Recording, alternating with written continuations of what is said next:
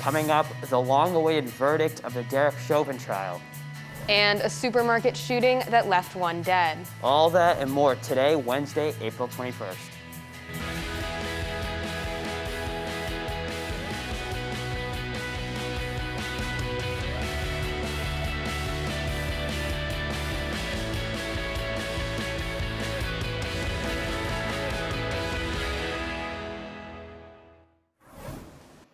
Good morning, Emerson. I'm Amog Matthews. And I'm Danielle Finezza. Thanks for waking up with us.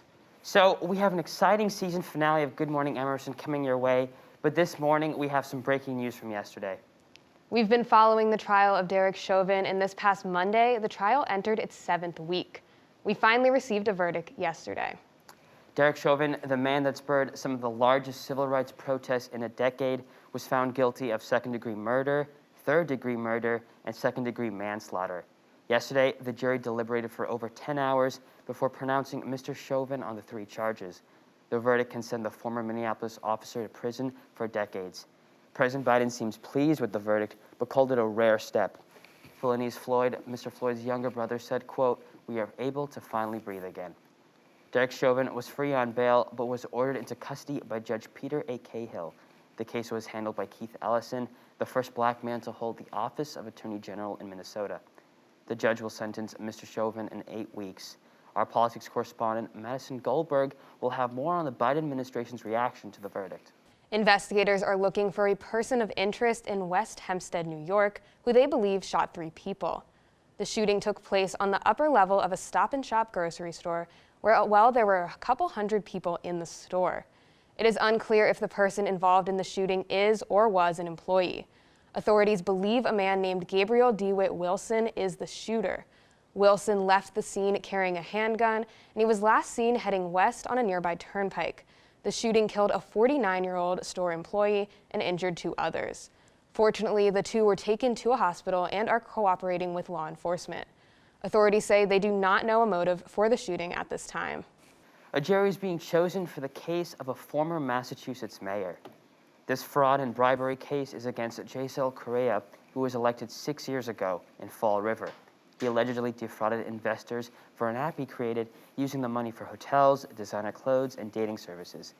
He is also accused of extorting and bribing marijuana companies that wanted to open in Fall River. Correa denies all these charges, and he says they came from political foes trying to bring him down. This will be the first in-person, high-profile case in Boston's federal court since COVID-19. Jury selection is set to last 4 days, with the cases expected to begin next Monday. Boston, meet your new Chief of Environment, Energy, and Open Space. Her name is Reverend Mary Amma White-Hammond. Mayor Janey picked White-Hammond for the job, emphasizing her commitment to environmental justice, the Green Jobs Pipeline, and carbon neutrality. White-Hammond is the founding pastor of Dorchester's New Roots AME Church and a fellow with the Green Justice Coalition. White-Hammond says she supports Janey's plans for the city's reopening, renewal, and recovery. Her first courses of action are developing cooling plans for the summer, enhancing food access in community gardens, and creating a new green jobs pipeline. We're going to pass it over to Madison Goldberg now with more on what Washington has to say about the Derek Chauvin trial. And a Hollywood actor that could be making his way onto the ballot. Madison?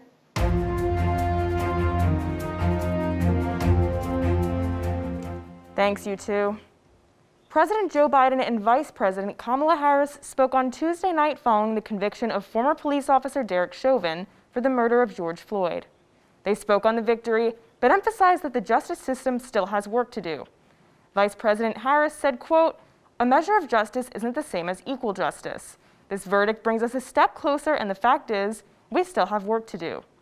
We still must reform the system." President Biden emphasized that this verdict was only reached due to several factors in the case, including video footage of the murder provided by a 17-year-old girl. Biden said, quote, "Today's verdict is a step forward. Nothing can ever bring their brother, their father back. But this can be a giant step forward in the march toward justice in America."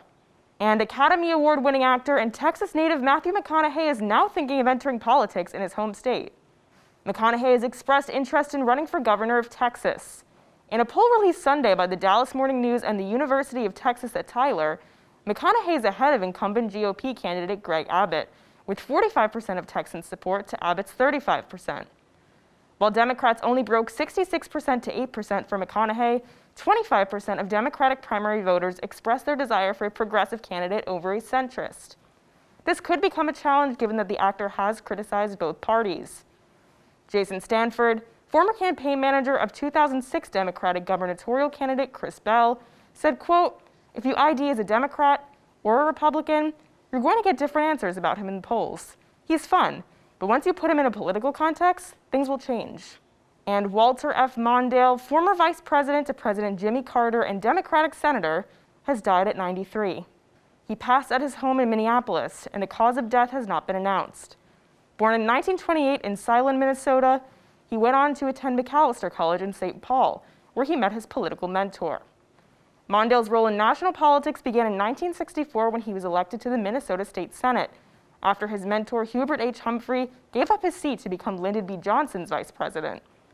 He was an outspoken supporter of progressive causes, including open housing and anti-poverty initiatives. He became Carter's running mate in 1976 as his vice president, and eventually ran for president himself in 1984. But he was beat by President Ronald Reagan. That's all from me for this semester. Have a great summer. I'm Madison Goldberg. Back to you, Imogen Danielle. As COVID-19 cases have accelerated in the past 8 weeks, last week we reached a record of the most cases in 1 week since the start of the pandemic.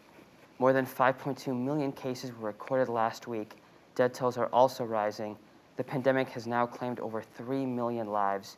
WHO Director General Tedros Adhanom said that infections and hospitalizations among people ages 25 to 59 are increasing at an alarming rate due to the highly contagious variants and the increase of social intermixing. Hotspots such as India and Brazil are also suffering from second waves. Johnson & Johnson stands by their vaccine. Last week, the CDC and FDA recommended pausing the use of J&J's vaccine due to 6 reported cases of severe blood clots out of almost 7 million doses administered. J&J's chief scientific officer, Dr. Paul Stoffels, says, quote, "We continue to believe in the positive benefit and risk profile of our vaccine. Although they have stopped the rollout to Europe and in clinical trials as well, they look forward to speaking with the CDC about the risks of blood clots and how to better their vaccine."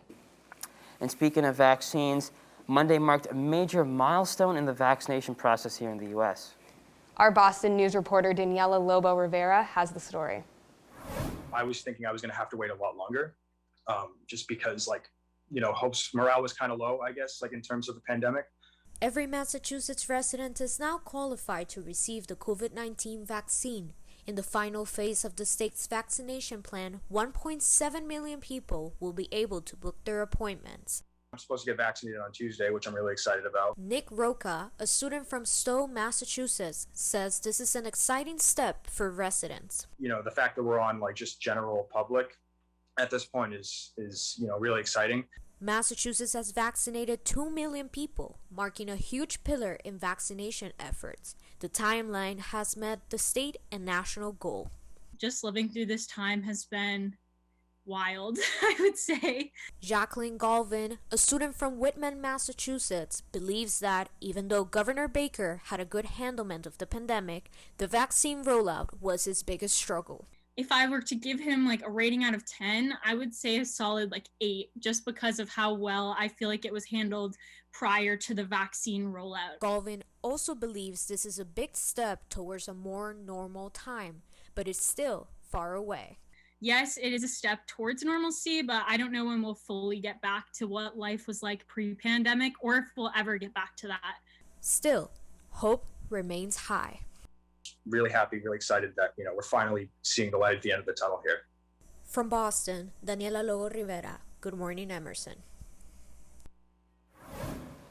Thanks, Daniela. When we come back, Joey Dubois has the news that left soccer fans shocked. And a little later, we're chatting with one of Boston's iconic illusionists. Stay with us.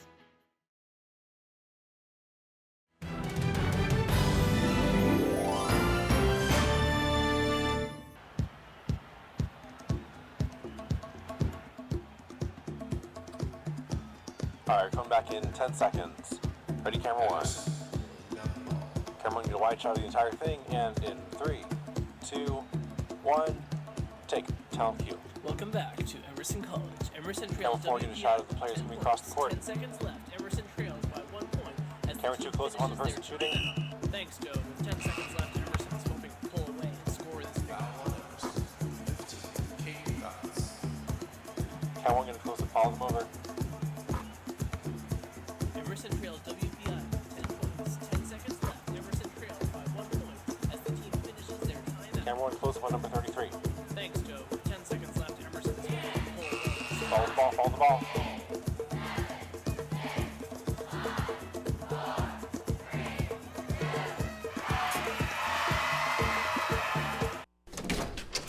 Hey, we're your roomies, your homies, your new living best. We live here too. Thanks. Action. Do you have any idea what time it is? It's time. 7. Oh. 7? It would mean a lot to me if you guys watch.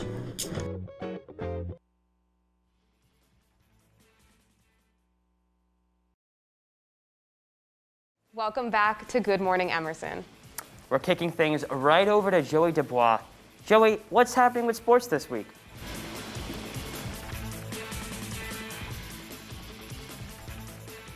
Lots of crazy news this past week, guys, but let's kick it off with soccer. The soccer world is stunned after plans of a European Super League leaked over the weekend. The top teams from the continent planned on leaving their respective leagues to form one Super League instead of the UEFA Champions League. However, the plans seem to be falling apart after an incredible amount of backlash. All 6 potential members from the English Premier League announced they are exiting the potential Super League, starting with Chelsea. Still, the Super League said they plan on moving forward, but it's likely going to be a lot tougher without the top English teams. Kobe Bryant is no longer a Nike athlete. The late basketball star's endorsement deal expired last week, and his wife Vanessa Bryant and the rest of his estate decided against renewing it. Sources said Nike's limited availability of Kobe's products since his passing last year frustrated Vanessa. It's unknown whether or not the estate will pursue a future endorsement deal with another apparel company. Following the news, Nike halted all future releases of Kobe-branded shoes and clothing. Stephen Curry is lighting up the NBA and making a late push for the league's MVP. Steph is averaging 39.9 points per game this month, bringing his average for the season as a whole up to 31.4. The only thing holding Curry back in the conversation is the Warriors' 500 record and the fact that they're currently only 9th in the Western Conference. But Steph's historic run is adding a new wrinkle to the debate that's been dominated largely by big men Joel Embiid and Nikola Jokic. The conversation is getting more and more interesting with less than a month left in the regular season. That's all I got for this week in sports. A huge thank you to our EPs and the entire crew, and of course our 2 wonderful hosts for an amazing semester. Back to you two, Danielle and Amog. Thanks, Joey. Reality TV fans got a Bachelor Nation bombshell last week from a former contestant. Our entertainment correspondent Carly Bronkema has the latest updates. Carly? So Danielle and Amog, the biggest entertainment news from last week was former Bachelor Colton Underwood coming out as gay. In his interview on Good Morning America, he specifically apologized to ex Cassie Randolph, who won his season of The Bachelor. He said, quote, "I ruined the good memories we had by my actions and what I did to hold on to being straight." Cassie didn't post anything about Colton's announcement on any of her social media when the news hit. She canceled her weekly YouTube videos and thanked her fans for their kind messages and comments. The Bachelor couple's relationship ended with Cassie filing a restraining order against Colton for stalking her. No one knows what Cassie will say on her YouTube, but we will keep you updated when the video comes out. So J-Lo and A-Rod have really kept us on our toes this year. It seems like every week they're either together and then they're broken up again and then they're together again, and well, you get the point. However, it seems like fans may officially have an answer as to whether the engagement is still on. In an official statement on Friday, Jennifer Lopez and Alex Rodriguez announced the end of their romantic relationship. They said, quote, "We are better as friends and look forward to remaining so." Rumors about a breakup hit their peak in March when the couple was separated for work. J-Lo was filming in the Dominican Republic and A-Rod was working in Miami. And with COVID restrictions, they had minimal in-person contact. The couple said they will continue to support each other and their individual children and thank those who offered support. Mickey Guyton has become an icon of country music after she broke records on Sunday night. She is the first Black woman to anchor the Academy of Country Music Award show, which she co-hosted with legend Keith Urban. The show was presented partially in person and partially virtual. The host camped out at the Grand Ole Opry while artists like Miranda Lambert performed in venues all across Nashville. Luke Bryan received his third Entertainer of the Year award via Zoom as he is still recovering from a COVID diagnosis. The only two-time winner was Maren Morris, who is deemed Female Artist of the Year and won Song of the Year for her single, The Bones. And I can't talk about the Country Music Awards without mentioning Carrie Underwood's 4-song performance of gospel songs from her new album, My Savior. Some good news for fans of the hit TV show Downton Abbey. A second spin-off movie will be released just days before Christmas this year.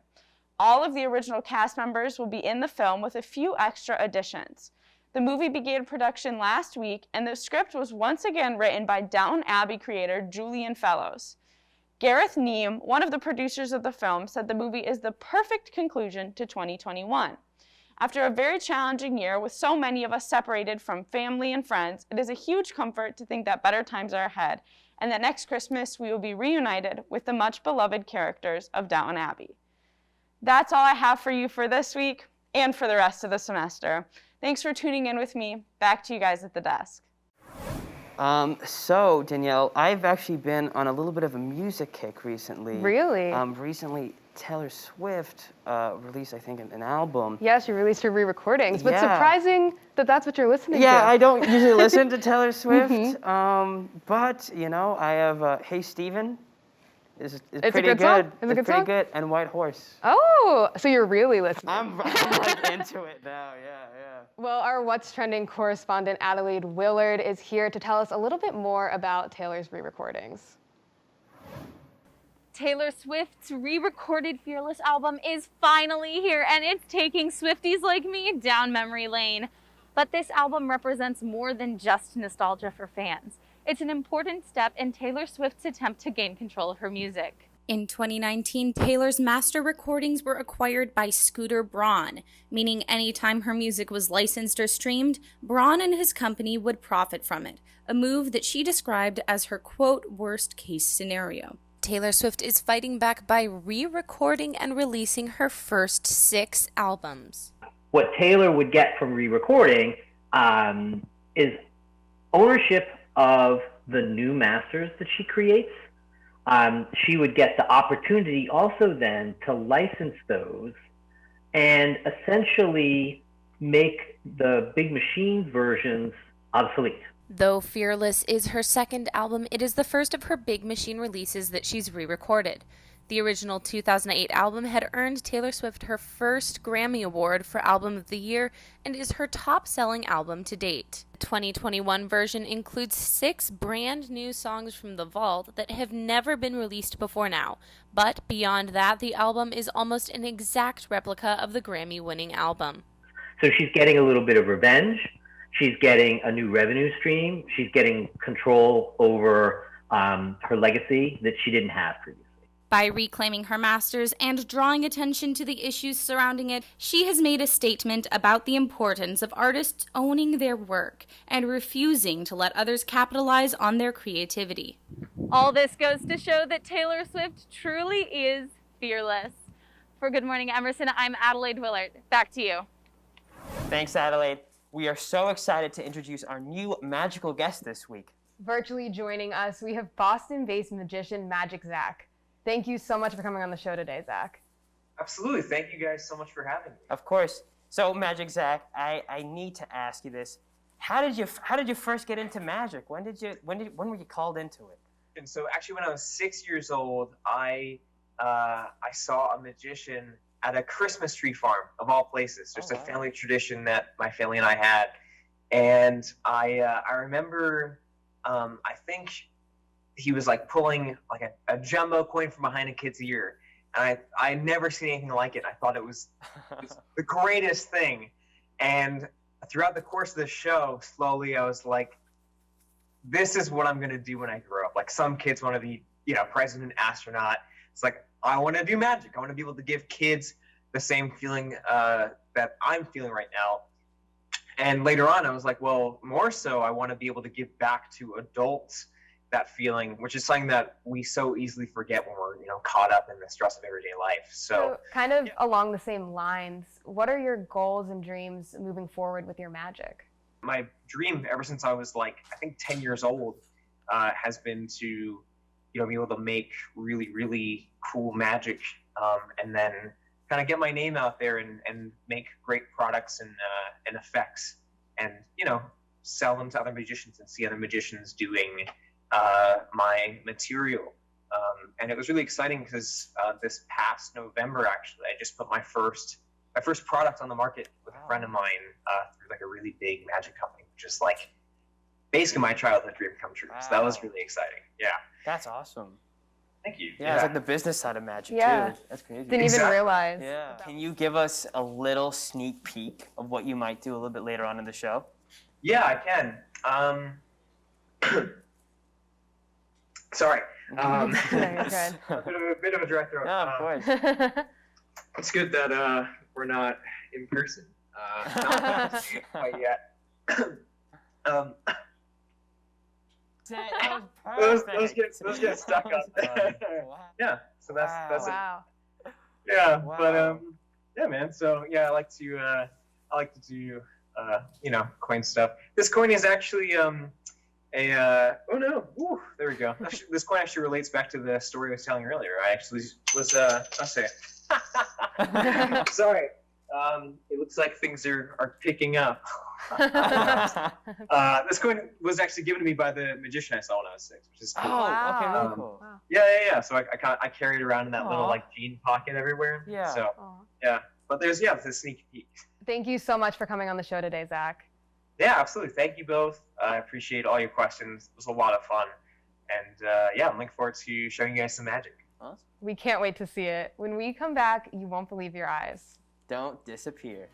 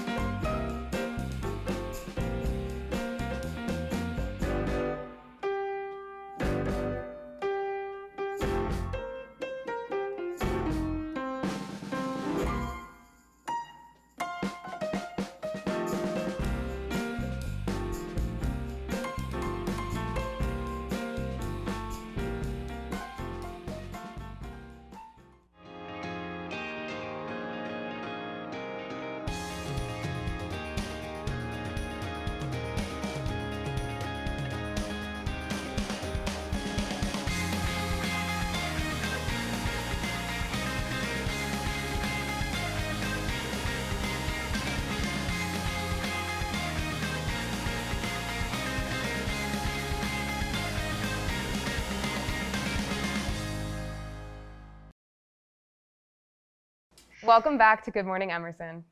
And now we have Magic Zach.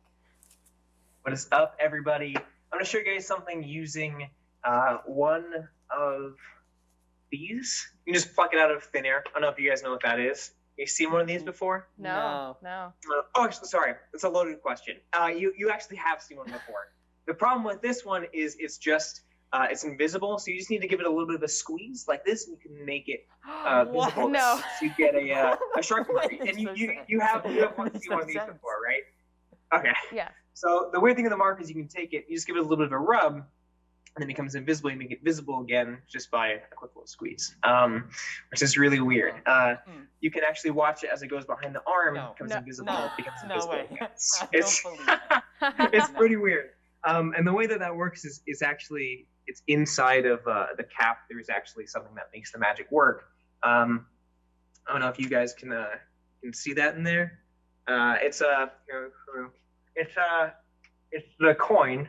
What? the coin possesses magic properties, so it makes the marker disappear. Now this is just a normal Sharpie marker, not a magic marker. Not a magic one. So you take, like I showed you earlier, this coin can actually go wherever I snap my fingers. So if I snap, whoa, magic. I'm just kidding. You can actually make it go the other way. No.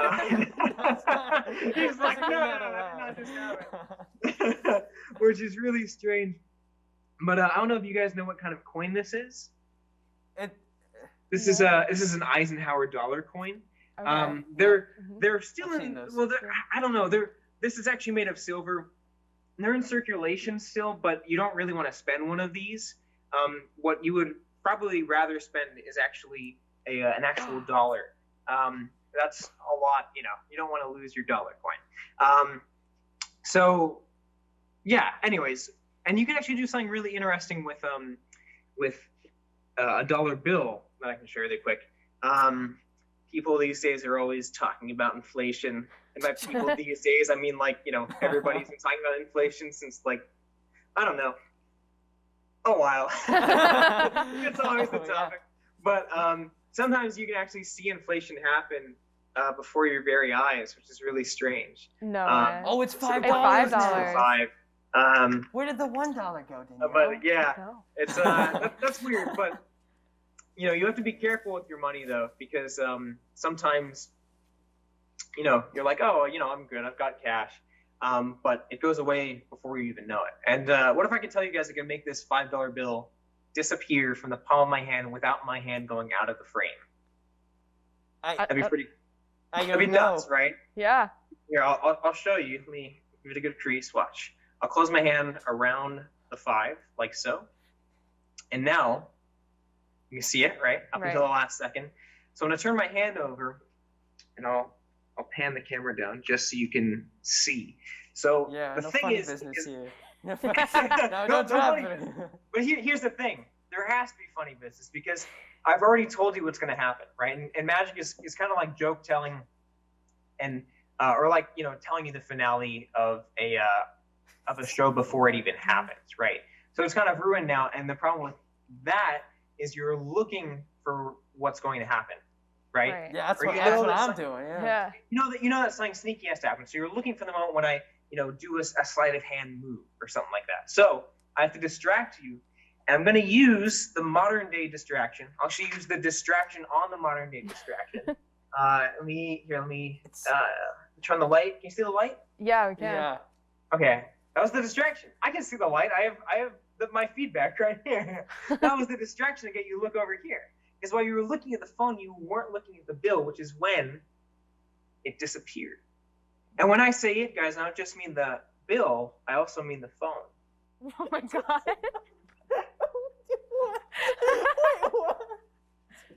Check it out. It's just a case. No way. That was crazy. That was crazy. I think I might honestly start taking up magic now. Go for it. Yes. So where can we find you on social media and stuff? Yeah, absolutely. You can find me on Instagram at MagicZachEvans. And also another plug is the Boston Magic Lab. You can find us at bostonmagiclab.com or same handle on Instagram and Facebook. So, wow. Yeah, we'll check that out for sure. Yeah. Thank you so much, Zach. That was amazing. Awesome. Thank you guys again. That was a lot of fun. And now Ella Ward checked out a new restaurant this week. Let's go see where she went. Hey everybody, I'm Ella Ward for Boylston Bites. Today we're here at Little Miss Cupcake, which is a little dessert shop on Newbury Street. Taylor Stump founded Little Miss Cupcake in June 2014. The first location opened on Cape Cod, and the Newbury Street store followed soon after. The sweets are baked fresh daily using Stump's all-American family recipes. You can enjoy them inside the store or at their outside seating areas. If you see the pink and white striped umbrellas, you're in the right place.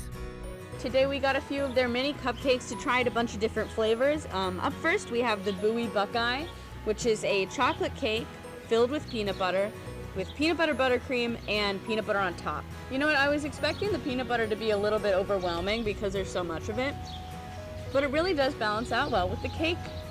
Up next we have Captain Carrot, which is a carrot cake cupcake with white chocolate ganache and buttercream frosting with some little sprinkles on top. The main pull for me for carrot cake is that moisture, and this is rocking with that. For our next flavor, we have the Chocolate Shark Attack, which is a chocolate cupcake with milk chocolate ganache and chocolate buttercream. I would say in the best way possible, this tastes like a brownie. Now we have the namesake cupcake, the Little Miss Cupcake. This one is a vanilla cake with strawberries, with a strawberry marshmallow cream, and then a strawberry buttercream on top, topped with some rainbow sprinkles. So I really think that the fresh fruit they put in here kind of levels out that sweetness and makes it more palatable. They also have a lot of desserts that aren't cupcakes. They have cookies, brownies, and then they also have edible cookie dough, which we're gonna try out right now. Today I got the More and More, which is the edible cookie dough with semi-sweet chocolate chips and semi-sweet M&Ms. I'm gonna be honest, I'm not always the biggest fan of edible cookie doughs, but this one tastes just like it would fresh out the bowl. That's all we're trying today. If you want to stop by Little Miss Cupcake, it's on Newberry Street and you can order online. If you do end up coming out, we'd love to see it, so be sure to tag us with hashtag Boylston Bites. For Boylston Bites, I'm Ella Ward. Back to you guys. Thank you so much, Ella. And I mean, again, best job on the show. I hands know. down. Every time we say it, but it's so true. Yeah, yeah. Now, for those who are longtime fans of Good Morning Emerson, you may know that Danielle and I both got our start on GME during our very first semester of freshman year. And during our time at Emerson, we've worked together on so many segments of the show, from what's trending to reporting from all the way at the castle. Our EPs prepared a little surprise for us to celebrate our last time together at the desk. Oh my God, aw. We're going to react to some of our old stories from GME throughout the years. Good morning, Emerson. Today we are celebrating Friendsgiving here at Castile Well, but I've been looking everywhere and I can't find a Moog, so we're going to go look for him. No. Oh my God, a Moog, is that you? A Moog, what's wrong? I'm stuck here in this stupid, ugly, dusty castle, and there's water and there's moats, and it's terrible, and I'm going on these cool exotic trips, but I'm tired of it. I'm tired of it. I just want to see my friends. I want to see my family. I want to see Angel Salsino's Oh my God, I face. remember. No, I was on I'm an stuck angel here in this kick stupid then nest, too. and I hate it. I could. But Moog, all your friends are here, and we're celebrating Friendsgiving together. You look so tiny. Was I good? Was it good at acting? Was it, was it good? Okay, fine. Good morning, Emerson. So it's 6 a.m. and we're I heading remember to did our not want to film that. Yeah, I was so embarrassed. The music on this was great. Like here at the castle. Yeah, that's right. That's right. There you go. Hey guys, so right now we're on the streets of Dublin. And we are walking to the I lost guided that tour of the jacket. Dublin Castle, which is one of the things that's offered. In Dublin? No, it's somewhere else. It's gonna be a lot of fun. It's gonna be hella Irish. Let's go check it out. Oh my God. Hey guys, so we just finished our Dublin excursion. Oh my God. Oh my God. Free for the next week. See, you know, the audience before the last I'm Zoom going to has never Rome, seen our face. Florence, and Venice. That's true. Yeah, Yeah. this is the first time like seeing our faces. Exciting. I know, we're doing crazy things. We hope you enjoyed our little video. Oh, this is the best This is the one. best This one. is the best The one. editing on this. Danelle, if you're watching, Yeah, thank Danelle you was for part of helping that. us edit this. Long time coming, Danielle. I know. Being host here. Let's see if we can take it to the next level.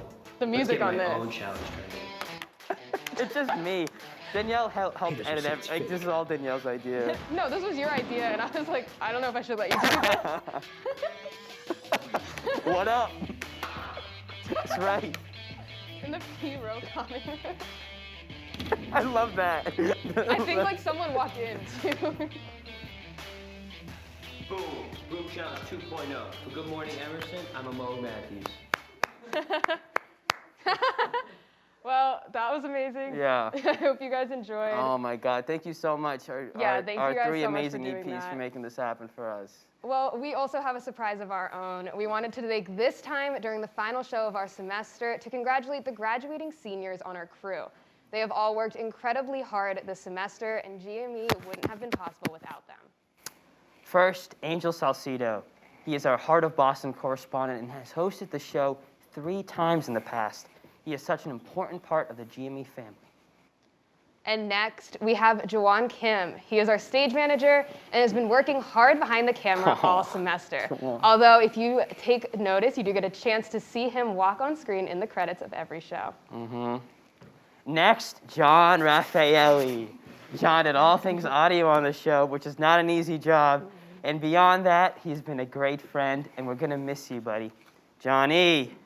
And last but certainly not least, one of our executive producers, Izzy Indrasano. She put so much hard work, heart, and dedication into this semester of GME. Thank you, Izzy. They will all be missed so much here in the studio and in my heart. For sure, and so will you, Amog. This is Amog's last semester on GME. Unless he comes up with a little LA segment, he's going to be there next semester before graduating. I know for me, it was so special to host with you during your last semester here in Boston. Thank you so much, Danielle, and thank you so much to our EPs. I had a lot of fun. And that's all the time we have for this week and this semester. My name is Amog Matthews. And I'm Danielle Finezza. Thanks for waking up with us. Have a great rest of your day, and we'll see you next time.